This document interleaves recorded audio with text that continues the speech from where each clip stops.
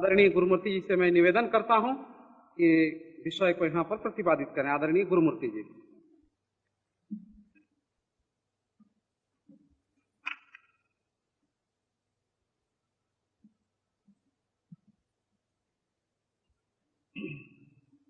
I am really nervous when I have to talk in English.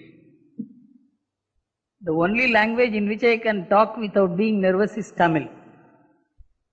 But that's not the language in which I can share my thoughts today. So I will beg all your pardon to share my thoughts with you in English.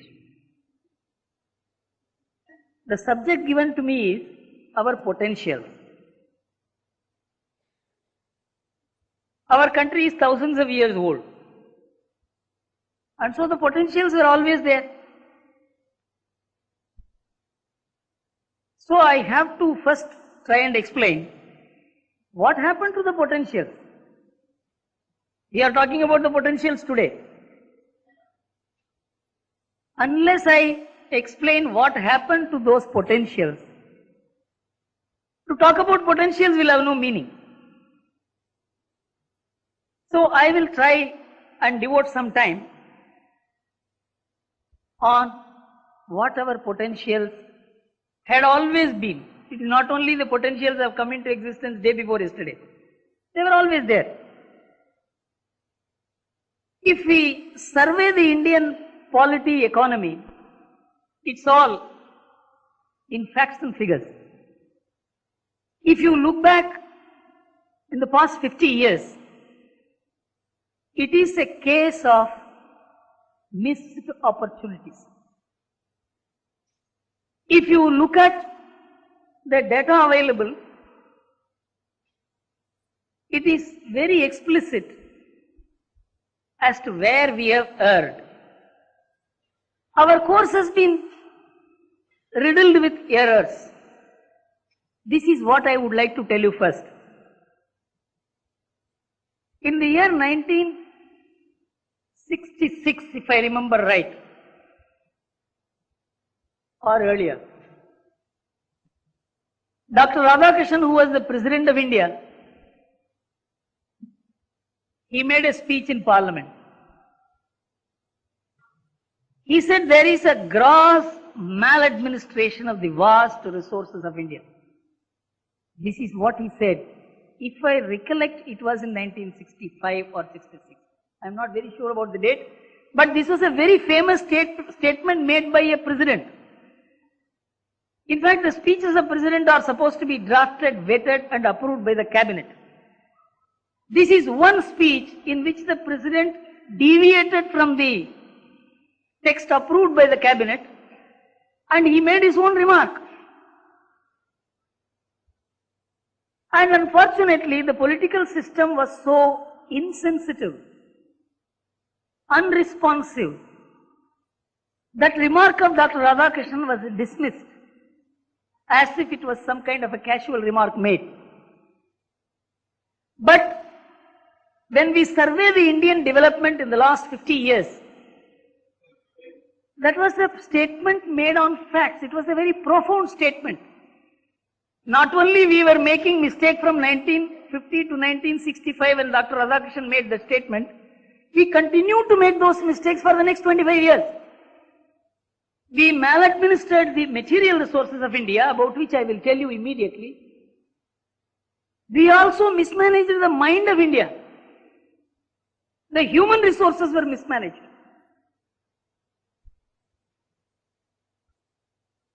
First, we never realized we were in a combative world, a world full of fights, a world full of disagreements, a world full of disharmony. This combative world, in economics it was competitive, in politics it was combative. But we lived in a world of our own. We always thought of peace. We thought wars would never come. Even though great sages like Sun Tzu always said, war is to attain peace. Peace is to prepare for war. They are interchangeable. But somehow, there has been a historical error in which the Indian system, the Indian establishment, the Indian intellectuals lived in a world of their own. How it all manifested. Dr. Abdul Kalam has written a book, India Vision 2020, in which he deals with what we parade as our virtues as the main weaknesses of India, civilizational weaknesses. He points out 5 basic weaknesses of India. 1, greater tolerance and less discipline. And we pride about our tolerance. And this tolerance is not a virtue, it's a weakness. History has repeatedly taught us this tolerance has never been a great virtue. This is the first civilizational weakness. Second, Dr. Abdul Kalam says, a lack of sense of retaliation. We cannot retaliate. Christ told the Christians, if somebody slaps you on one cheek, you must show the other cheek. But the Christian civilization never did it. Nobody in our civilization, no God, no literature said, if somebody slaps you in one cheek, you must turn the other cheek. But we always did it. We didn't have a sense of retaliation. This is the second point Kalam makes. The third is more flexibility in accepting outsiders. Atiti Devo Bhava. Anyone coming from outside, we immediately become reverential towards them. Whether it is another religion or another king or a total stranger. And less flexibility in accepting our own people. It's a consequence. Greater adherence to hierarchy, preferring personal safety over adventure. These are the civilizational weaknesses India has to reckon with, and even now it has to reckon with. You may have all the resources. You may have all the potentialities. Unless we also understand, we means I am not talking about the 100 crore people of India. The 100 crore people of India look up to 1 million people. It is they who set the agenda. It is they who think for the rest. They act for the rest. They lead the rest. And my presumption is all of us belong to that category. We are part of that million which is supposed to think, act and work for the entire country. This million will have to think of what Abdul Kalam reminded us. This historical civilizational weaknesses which we have inherited, unless we properly deal with them, we will not be able to exploit our potentialities, about which I am going to talk to you a little later. Then we are not even aware of the damage that colonialism did to us. Colonialism disrupted our social order. It disrupted our mind. Our education system, whether it is formal or informal, does not even bring out these issues. Many of us were not aware, are not aware even today, that in the year 1820 mark, just 180 years back,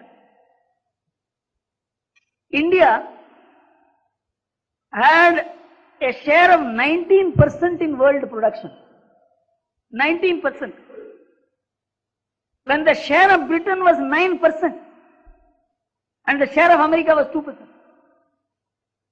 1992.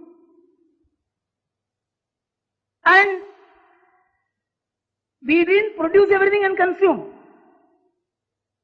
Our share in the world trade was 18%.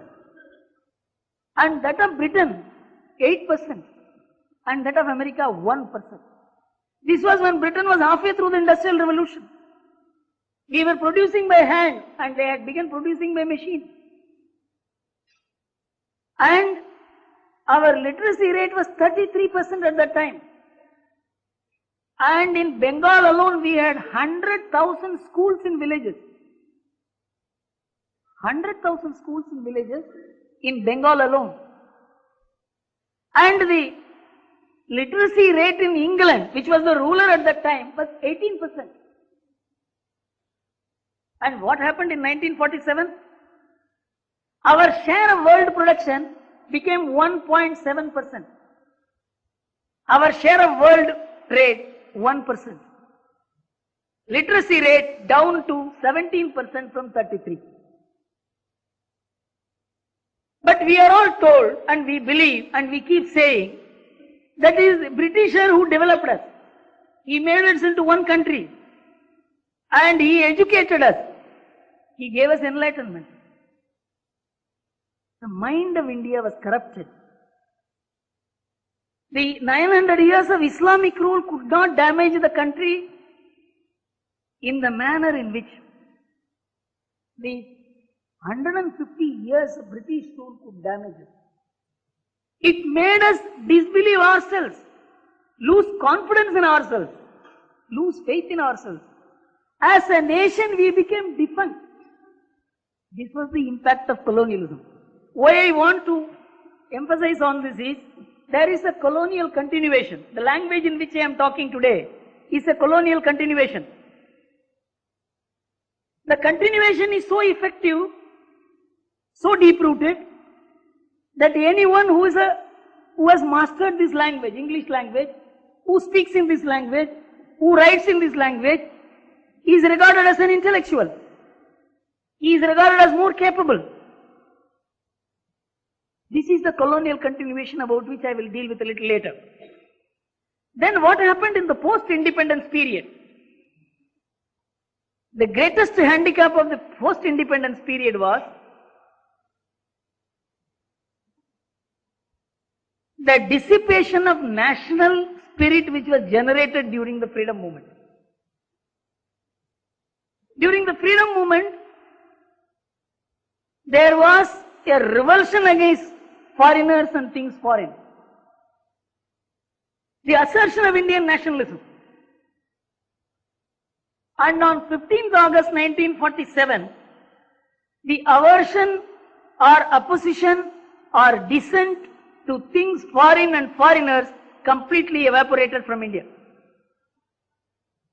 In fact, a very major industrial group, I don't want to name that group, they used to wear only dhoti till 14th August 1947. On 15th August 1947, as a family, they decided to wear full suit, saying we are no more slaves, so we can wear the dress we want. So this shows the mind. I told you about how there was a continuation of the colonial mentality. That continuation is in the English educated Indian. This English educated Indian is a very important asset of India. He is an Indian. He is the one who can communicate with the rest of the world. He is the one who can argue for India with the rest of the world. But unfortunately, he is the one who argues for the world against India. He is partly divorced from India. This asset in the post-independence period became virtually a kind of a liability. The nationalists in India did not know how to handle this, how to handle the English educated Indian. And unless you handle him, you cannot handle the world. And we said we don't want English. Nationalists said this. But how to handle it? So this complexity of the situation resulted in the English educated Indian being alienated from the whole setup. And Abdul Kalam says 3 important implications of this. 1, the blind adoption of whatever was foreign. 2, admiration for things made or ideas coming from outside. 3, very little faith in our own abilities. This became the character of the English educated Indian, which was shared by the rest because everybody looked up to this leadership. He was in the position of leadership. He was the civil servant. He was the banker. He was the lawyer. He was the engineer. He was the chartered accountant. He was everything. And so the intellectual leadership, he was the press, he was the writer, he was the journalist. Since the intellectual leadership was in the hands of the English educated Indian, the weaknesses of the English educated Indian began percolating down to the people, and it in the last 30, 40, 50 years, it has reached the last man. Completely perverting and subverting and reversing the pre-independence mindset. There is no doubt the English educated Indian controls the Indian establishment, whether we like it or not. By shutting our eyes to that, we are not solving the problem, we are not dealing with the problem, we are not taking it up as a challenge. And no nationalist force handled this issue. This had a very deep impact on politics and economics, policy making, dealing with the WTO, about which Bhagavati Prakash ji mentioned in the morning that we are not even arguing our case well. Because there is a gulf between those who spoke for India and India. The result, there are two important instances as to what is the kind of loss of faith of this group in India. There was a German calendar on the world map, accurate, and the picture was so accurate. An Indian said it's a brilliant calendar and the picture is so accurate. He showed it to Abdul Kalam. Abdul Kalam told him, and he also said Indians can't produce this kind of thing. Abdul Kalam said, the picture that has been taken for this calendar has been taken by the Indian remote sensing satellite. And the Indian is saying, oh, interesting. So the English educated mind cannot accept an Indian achievement, about which 4 more examples Abdul Kalam gives later. All this is necessary for us to understand why our policy makers are failing.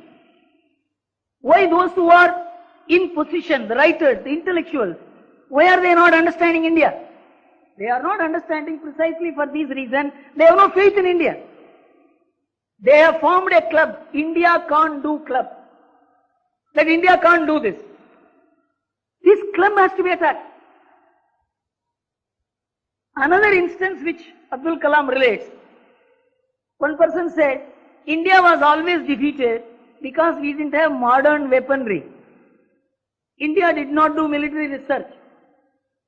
Then Kalam told him, you know, the rocket manufactured by Tipu Sultan was the one which was improved upon in 1805 by one William Congreve, a British defense engineer.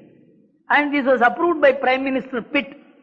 And it was used in 1806 in the war against Napoleon. And when he said this, the Indian intellectual, the Indian writer, the Indian journalist did not believe. Then Abdul Kalam had to procure the book written by a British scientist where this fact was mentioned. And Kalam goes on to relate, when we produced the satellite and launched it, India was the only country which could launch the satellite in the second attempt. Russia succeeded in the 11th attempt. America succeeded in the 5th attempt. We succeeded in the second attempt. When we launched the satellite, an American journal wrote that Indians have not done it. Abdul Kalam happened to be in NASA for 2 months. At that time he stole the secret. Americans could write it. Indian journalists picked up that news item and began saying that India pirated this technology from America. Abdul Kalam says 12,000 engineers scientists worked on this project. For years together. And it is not these 12,000 engineers and scientists for years together who produced the satellite, but Abdul Kalam stole the technology in his stay in 2 months in NASA. Indians wrote. The English papers wrote. Deriding India. Whatever little confidence India would get out of launching the satellite and joining the satellite club of 5 countries, one journalist could destroy it. Then we launched the Prithvi. Again the same thing. This technology was rerouted by some spy device from Germany. Then Agni was launched. The same thing. It was something taken from NASA. Then Pokhran blast explosion. He said, no, it was not a hydrogen bomb at all. This is the only blast, nuclear blast, which was recorded in 250 seismic stations all over the world. No other blast has been recorded. It must have been so intense, so powerful a blast, which is recorded in 250 places. We can't believe we can do it. It is this class, that India can't do club, which is in position today. They are the judges, they are the lawyers, they are the financial consultants, they are the bankers, they are the civil servants, and partly they are the politicians. So when we talk of your potentialities, this is the problem. And unless this problem is encountered, whatever is your potentiality, that potentiality will not manifest. And the consequence is proliferation of the India can't do clubs in the press, in the administration, and in the public domain. And it is added to this is the infusion of socialism in our midst. The socialist philosophy destroyed our respect for businessmen, destroyed our respect for traders. An army can only handle the problem on the battlefield. And in the business field, only businessmen can handle. But we thought IAS officers can handle this. With the result, we completely delegitimized our business people. We delegitimized our professionals, delegitimized our traders, called them middlemen, called them thieves, nationalized the wholesale trade, and completely crippled the trading and manufacturing talent of India. From 17th century, if you look at the records till about the early part of this century, India dominated the trade south of the Middle East. Go anywhere. It is, in fact, Singapore, Hong Kong, Penang, Rangoon was all in the hands of Indians. It is our Sindhis, our Marwadis, our Punjabis, our Chettiars who were having these entire cities in their hands. The Chinese were nowhere in the picture. But our government destroyed these people because their entire trading talent was based on their resources in India, connections in India. We cut them off. With the result, the entire trading enterprise of India in Africa, in Singapore, in Hong Kong, in Penang, in Rangoon, it all collapsed. Today we want the trading talent back. Where will we get from them? They have all become clerks in banks. This is how socialism mesmerized India and completely destroyed the trading and manufacturing talent of the enterprise of India. The best talent in India which came out of colleges and schools became IAS officers. They became bank officials. They would not set up business. Everybody began applying for jobs. Who will give jobs if everybody puts applications? This is how for 40 years we crippled the economy. Added to this was the overnight defection from socialism to capitalism in 1991. If we adopted socialism without any thought, there was a thoughtless transition from socialism to capitalism. This is the backlog we carry when we are going to talk about our potentialities. And our potentials remain buried under the burden of these disadvantages.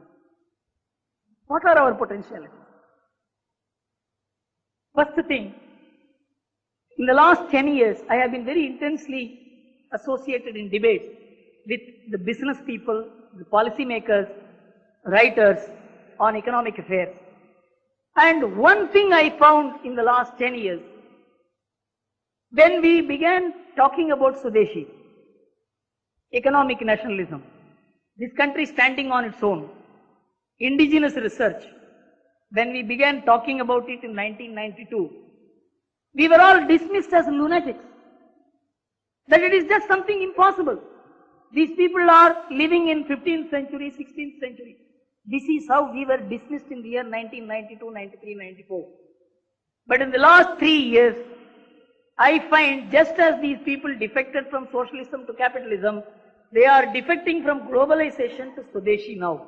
You can find in any industrial bodies deliberations, professional bodies deliberations, even in amongst the officials in the field of finance or in the field of administration, you find there is a gradual appreciation that India has to generate internalized economic strength. It has to come up on its own effort. It can co-opt the world. It can co-opt other countries by way of some kind of a supplement. But India will have to be built by Indians. This thought is being shared. This is a very important potential. Very important potential. The best minds in India are beginning to recognize that only through Indian efforts India can come up. This is the first. Second, some of you may be surprised that in the World Development Report 1999, the World Bank says almost precisely the same which the Swadeshi Jagran Manch and the entire Sangha Parivar has been saying. They say localization reads Swadeshi. Localization means Swadeshi. Localization is as important as globalization. This is the first point. Second point, if globalization is enforced in the way it is being done, nationalist pressures will develop and undermine globalization. Second point. And as the evidence of it, they cite the Enron agitation launched by us. They said because globalization was being pushed through in India without proper debate and understanding, the nationalist pressures revolted against it and saw to it the Enron contract was cancelled. And the cost of Enron was brought down.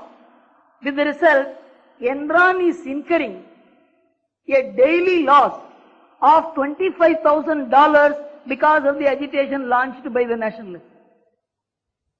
So, in future policy making, the World Bank should not insist on globalization overriding localization. Localization and globalization will have to coexist. This is a very major victory for people like us who have been working in the last 7-8 years to emphasize that mindless globalization will destroy the national economies, and this message has been delivered at the global level today. This is the second potential for India. And it is the Indian situation which has been dealt with.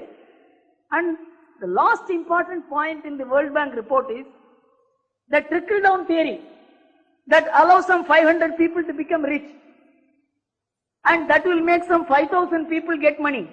And that will make some 5 million people get money. And that will make some 550 crore people get some food.